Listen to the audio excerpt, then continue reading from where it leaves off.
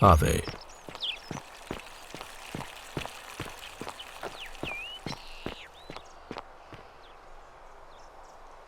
What were you two talking about? Don't play dumb. I saw you. Having a shady little chat with old man Sentius up on his balcony. What's he offering you? Money? Favours?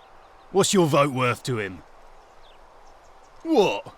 You're throwing your lot in with him for free then? That's even worse. Mark my words, Malleolus is going to be magistrate by the end of the day.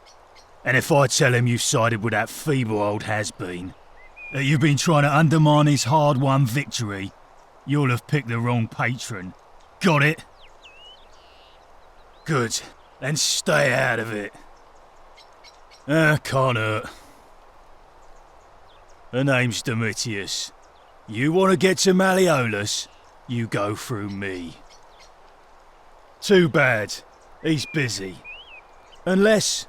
No. You don't look like you could afford it. I'm glad you asked. See, he's a busy man, and this is an important day. He'll be inside practicing his victory speech for tonight. Left me strict instructions he doesn't want to be disturbed. So if you want to see him, I'll need something valuable in return. Dunno.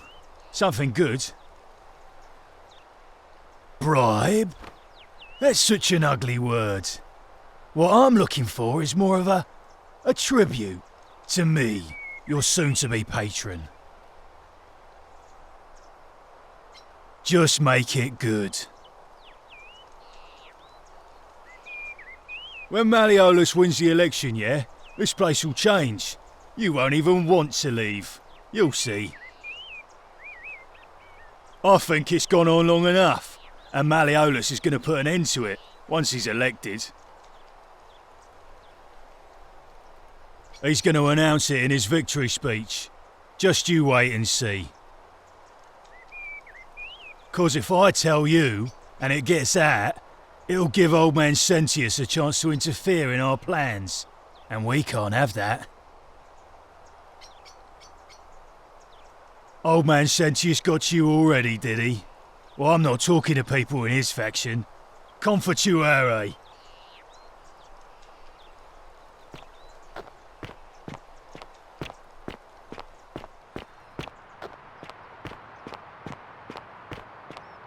Fear is proof of a degenerate mind.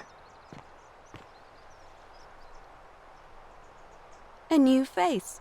Ave, and may Vesta watch over you. I'm Equitia. To what do I owe the pleasure of this visit?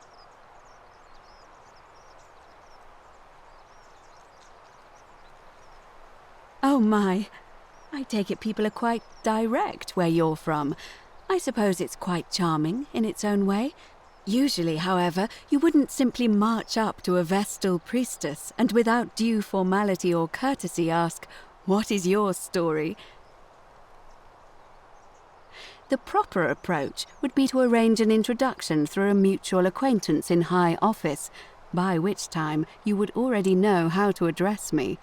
And then you would find a way to satisfy your curiosity rather more indirectly. But to be honest, I've often thought what an unnecessarily formal way to communicate that is. So, let's do it your way. You just keep being yourself and ask whatever you like. It'll be a refreshing change. You know, I'm not entirely sure. But what about you? How did you end up here? Karen, you say? And nothing about that name seemed odd to you? Older. I see. I wonder if... No.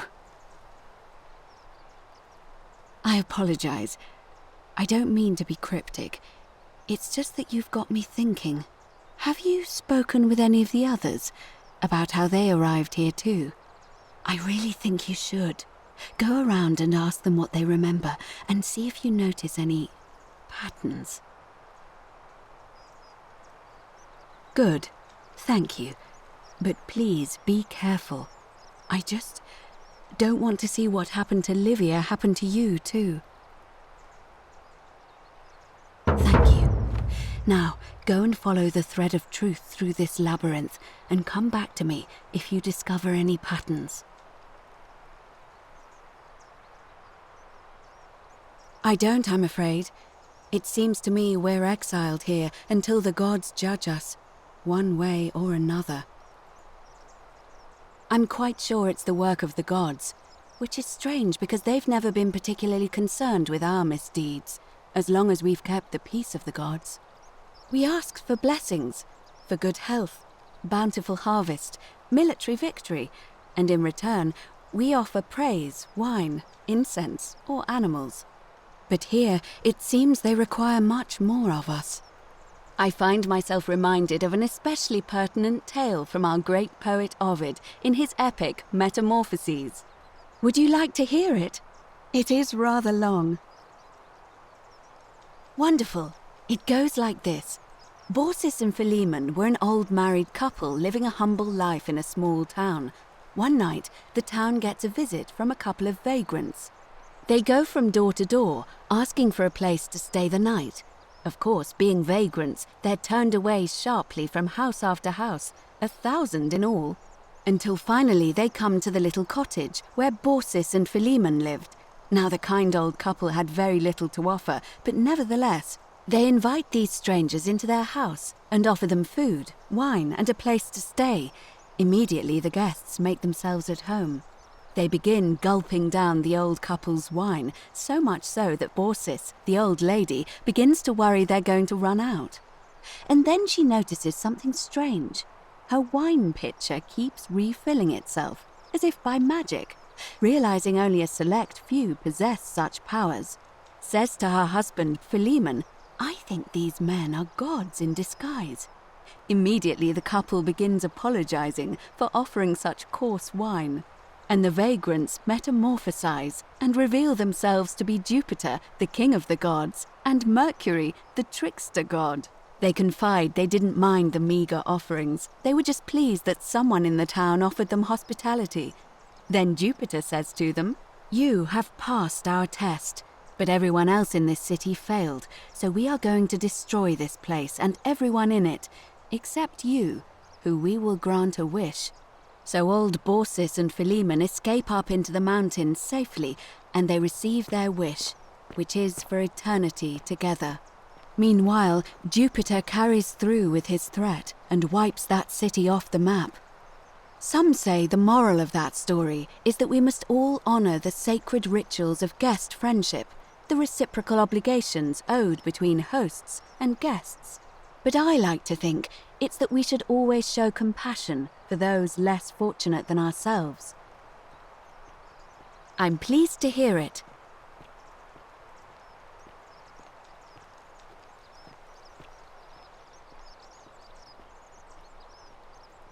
It must be completed by dusk, just the same as any other official business. It'll be between Sentius, the incumbent, and Malleolus, the challenger.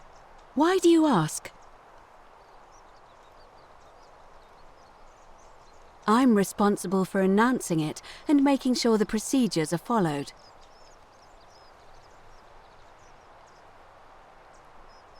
All of the male citizens who are willing and able to attend, unless they're running, of course. That's just the way it's always been, I'm afraid. It never sat right with me, either. There are some women who can vote, Vestal priestesses like myself, but in this case, given my role overseeing the election, I've decided to abstain. I can't allow the perception that I'm being anything but fair and independent, but if it's any consolation, there are other ways to influence the outcome of an election. By using whatever gifts the gods gave you. Nothing untoward, of course. Certainly.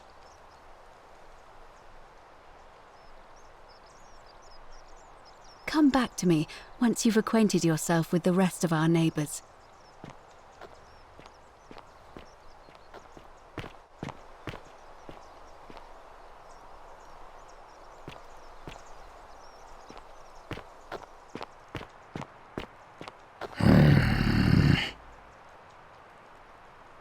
Name's Rufius. Better watch your step. Can't talk long, got to stay sharp, but family's from Solusha on Tigris, Babylon province. But I've been roaming a long time now. Even joined the legions, the 6th, the one they call Ironclads. Same way as everyone else. Because we're all in grave danger. Is it not obvious? Magistrate made me toss it in the chasm. Stupid. Going to have to improvise now. If you were dealing with what I am, you wouldn't be either. None of your business. In Troite ipsum commensula. If we have to. If I did, do you think we'd be having this conversation? I'll tell you this much. I hate the fact that my survival depends on the common sense of other people. I mean, all these people just bumble along like nothing's wrong, while we're one bad decision away from being wiped out. Like the last lot of people who lived here.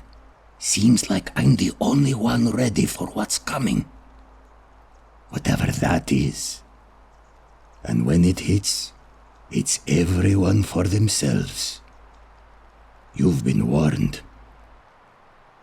I don't know. But did you ever get the feeling some of these statues are watching us when we're not looking? Like they're waiting for something. I don't like it. Of course I am. Meliodas. Not sure I trust Sentius. Couldn't even protect his daughter in a city without sin. How's he going to protect us? No. Whatever.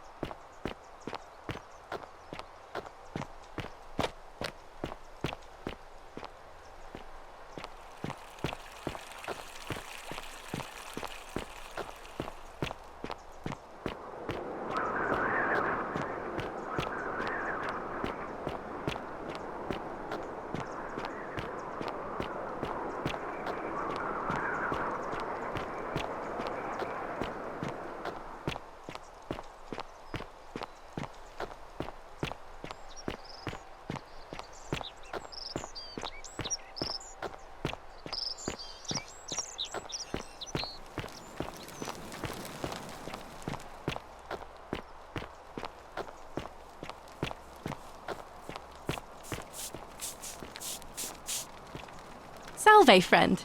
I'm Octavia. Welcome to life under the Golden Rule. It's a ghastly thing, is it not? How are you faring so far? Ah, another stoic, perhaps. We all need something to help us through times like these. We've all been where you are now. I remember when I first arrived. I used to lay awake at night contemplating the big questions. Why am I here? Is there a way out? What is the Golden Rule, and who or what is responsible for it? I still don't have any of the answers, I'm afraid. I don't think anybody does. But I'm happy to share with you what I've learned. Here, in this place, the magistrate has me earning my keep by cleaning and pruning the gardens. It's not quite how I expected my life to go.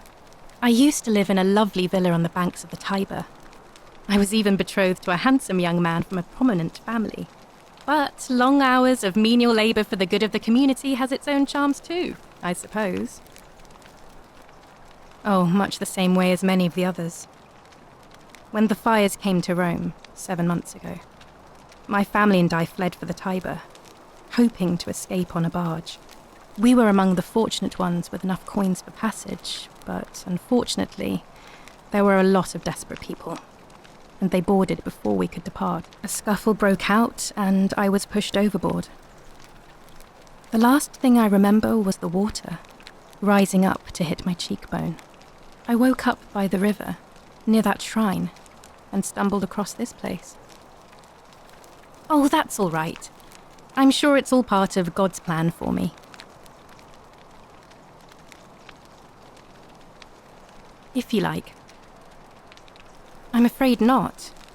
Although I did once hear someone gossiping down at Aurelia's tavern about a possible way out. I don't put a lot of stock in such rumours, but if you're desperate and wealthy, you could look into it, I suppose. If that doesn't work, then I suppose we're all stuck here until the gods decide our fate. I hope it works out. The many shall suffer for the sins of the one. I think about those words a lot. I'd like to think that if we all love our neighbours as ourselves and do to them as we'd have them do to us, then we'll all be fine. But on the other hand, I was always taught the intent of man's heart is evil from his youth, and that all of us are born with a tendency towards sin, and that's where I get stuck. Is it true? Are we born with a tendency towards sin? You don't think that's a little naive? I suppose you've never seen what I've seen. Innocent men and women, torn apart in arenas while thousands of Romans look on and cheer. If that's true, then sooner or later, things are going to end badly for all of us down here. Unless, of course, there's some kind of divine intervention. I wish I shared your faith. Please keep that to yourself. I know you're not from around here, but things are very difficult for us right now. There was a terrible fire in Rome last year, and our emperor decided to make us his scapegoats. There were executions. It was horrible. Oh, thank you. You have no idea how much I appreciate that. All right, well, it was lovely to meet you. I look forward to getting to know you better over the coming months. And if you ever... I can't believe this is how it ends. Oh, no. No. Ulpius, what are you doing? Get back from there. If you lose your balance, you'll fall. That's the idea. What? Why? Why would you want that? Why do you think I'm stuck for the rest of my life working for a man who treats me like an animal? I know things are hard for you right now. They're hard for all of us. We're all in this together, Ulpius. Please just think this through. If you do this, it could be the sin that seals all of our fates. Is that what you want? I'm sorry, but I just don't care anymore. Please, Ulpius. Help him. If he goes through with it, it could be the end for us all. I don't know what to do. I've never had to deal with this sort of thing. Please, you need to talk to him. Thank you. And please, choose your words carefully. Let me guess. You're going to lecture me on how suicide is a crime against the Empire. Don't you think I know that? But why should I care? You don't know anything about me. You liar. You must think I'm an idiot. I'm out. Wherever you are, Scintilla, my love, I'm sorry. Ulpius, no!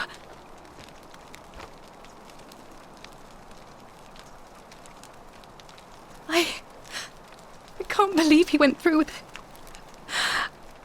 Oh Lord, that poor lamb.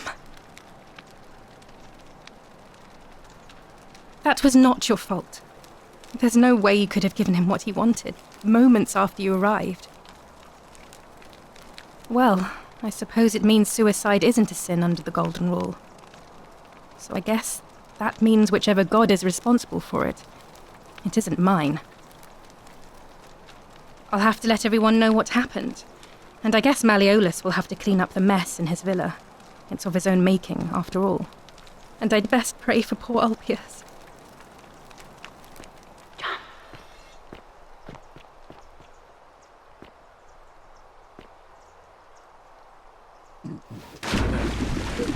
Thank you. Thank you. I am delighted and deeply honored to have been elected your magistrate. Magistrate. Yes. Thank you. Thank you. I'm delighted and deeply honored to be elected your magistrate. And now, I make this solemn promise to you, good citizens. And now, I make this solemn promise to you, good citizens. Under my leadership, you will finally enjoy the freedom you deserve. And yes, anyway, no more shall you walk on eggshells. Yes. No more shall you walk on eggshells, fearing simply to live and breathe because the tyrant Sentius told you it was forbidden. Yes. Remember my first act as magistrate. I hereby announce a day of a day of celebration. I hereby announce a day of celebration to mark the end of an era. Yes. Ooh, very good.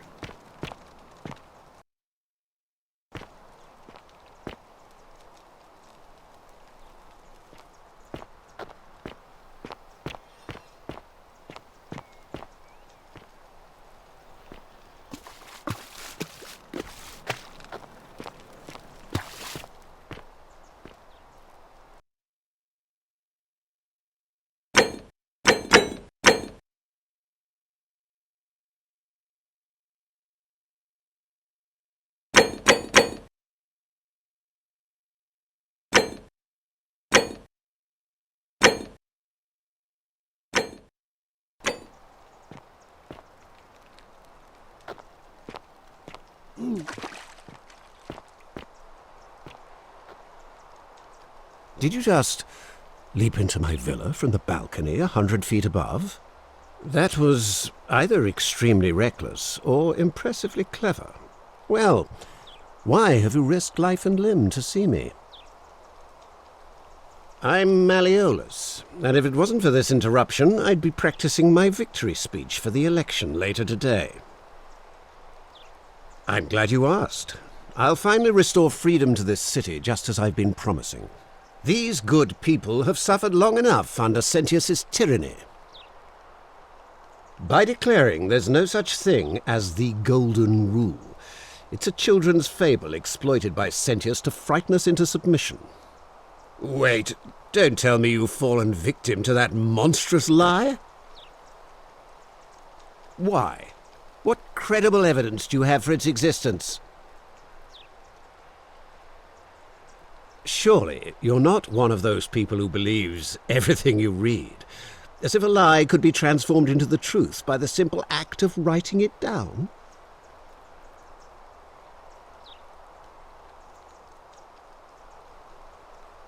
I disagree. I'll be guided by what is best for the city's people, and that means giving them the freedom to do as they wish. True, but that is simply because you are mistaken. I'm afraid not. We're stuck down here together, for better or worse. We're all going to have to make the best of it. You mean the children's fable exploited by Sentius to scare us all into doing what he wants? I trust you can see yourself out. Through the door this time. There's a key just beside it.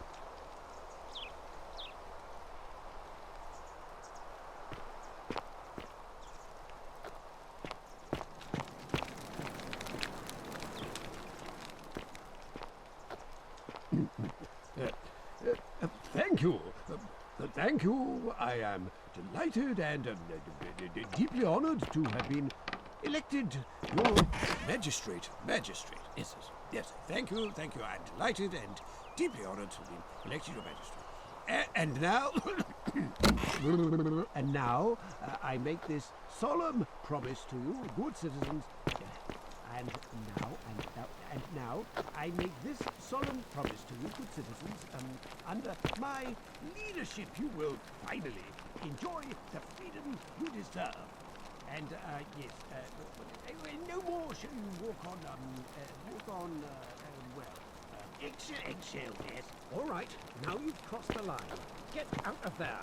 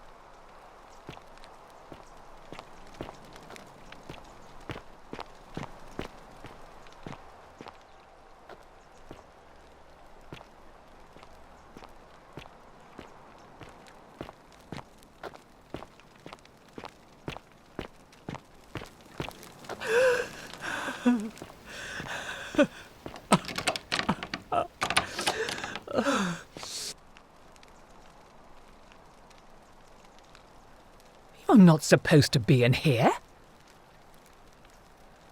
Talk. What business could you possibly have with me?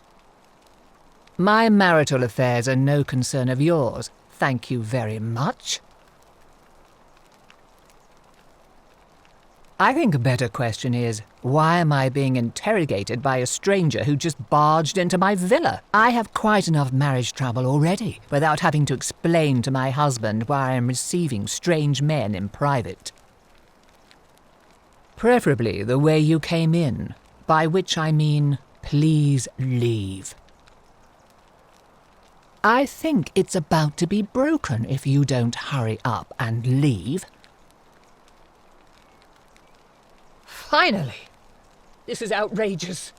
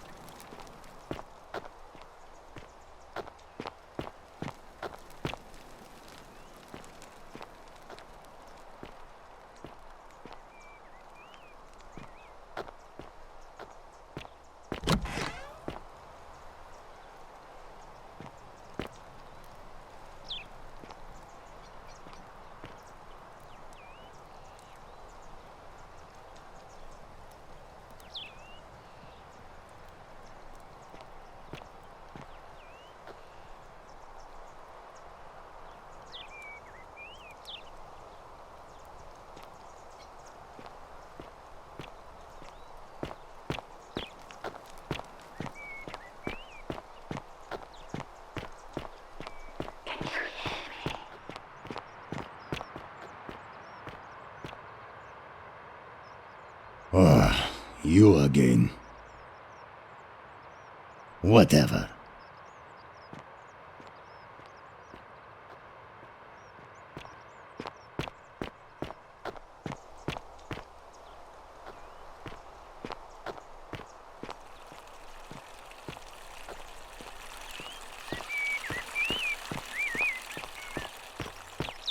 Are they?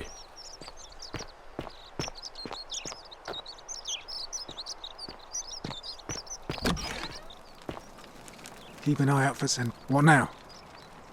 I'm a legionary of the 1st Italica, but there's not a lot of fighting down here. So the magistrate has assigned me other duties. I act as the magistrate's right-hand man, keeping an eye on his daughter, I should say. And the others and making sure they're all behaving. I also keep a register of new arrivals.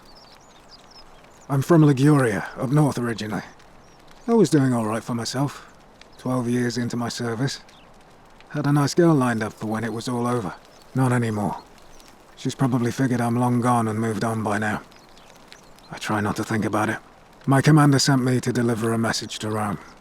While I was there, I thought I'd do something nice for my girl, and pick up a little pendant from a silversmith. That's when the crowd started flooding through the streets, shouting fire. People were screaming, trampling each other. Then some Genetricum Fugitor tried to take advantage of the chaos and pinch my pendant. I remember chasing him through the crowds, down towards the river, and then nothing. Blacked out and woke up near here. No idea how I ended up floating so far downriver. But I'm fortunate to be alive, I suppose. Ah, don't be. As Seneca the Younger said, difficulty strengthens the mind, as labour does the body. That said, Scintilla's disappearance has been more difficult than I'd care to admit. He's one of the better commanders I've ever had, that's for sure. Good stoic. Lives by Seneca's words. Treat your inferior as you would wish your superior to treat you. Can't ask for much more than that. I went around asking the same questions when I first arrived. Never did find a way out. But I learned how to accept my situation. To bear trials with a calm mind robs misfortune of its strength and burden. That's from Seneca the Younger, if you're interested. I don't see why not. Just make sure I get it back by tomorrow.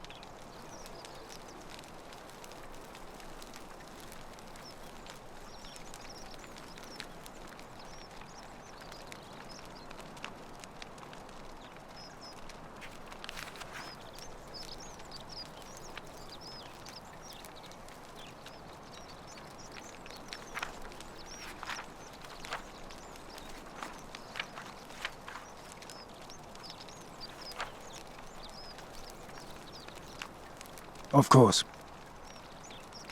Well, as I always say, it's kinda like a divine version of the practice of decimation in the Legion. By threatening to execute 1 in 10 men, the idea is to ensure order and discipline among everyone. And it works. If you knew you could be executed because your brother-in-arms is planning a mutiny, well, you'd bloody well watch him like 100-eyed Argus, wouldn't you? Because your only chance of saving yourself is to stop bad things before they happen. Makes us all responsible for keeping each other in check. It's brutal, of course, but effective. The Legion wouldn't be the most formidable force in the world without it. What's done is done. I was forced to execute my brothers-in-arms, and those memories will always visit me in my sleep. But life is harsh, and I've come to accept my lot. As with the Golden Rule, I don't have any control over it, so railing against it would be like trying to stop the seasons or the tides. As Seneca the Younger wrote, true happiness is to enjoy the present without anxious dependence upon the future, not to amuse ourselves with either hopes or fears, but to rest satisfied with what we have, which is sufficient. For he that is so wants nothing. A war crime? Isn't that a contradiction in terms? As Cicero said, in times of war the law falls silent. Your sort wouldn't last a week in the Legion. If you like. Not that it's any of your business, but my loyalty is and always will be with Sentius. Unfortunately, I don't think my vote is going to make any difference today. See, Domitius has been going around town, shoring up votes for Malleolus with lies, bribery and intimidation. The man's a savage, but he's a gladiator, so people fear and respect him more than they should. Sentius knows about it, of course, but he doesn't have the same rat cunning as Malleolus. This place will be different with that sleaze at the helm. But I try not to worry about things I can't change. I appreciate the thought, but you're new here, and I just can't see how you could make an impact in the time between now and the election this afternoon. In any case, if you're interested in the election, go and have a chat with Equitia, the Vestal Priestess. She'll be overseeing proceedings. What business is that of yours? A lot of people have been looking for her, but it's been 3 weeks, and we've found nothing. What makes you think you can do better? I suppose that's true. Scintilla was always a kind, well-behaved young woman. I admit, her disappearance really caught me off guard. If anyone knows something, I'd expect it to be Sentia, Malleolus, Claudia, or Domitius. But none of them will tell me anything. You might fare better though, I suppose. Fine. All right. Please keep an eye out for anything that might lead us to Scintilla.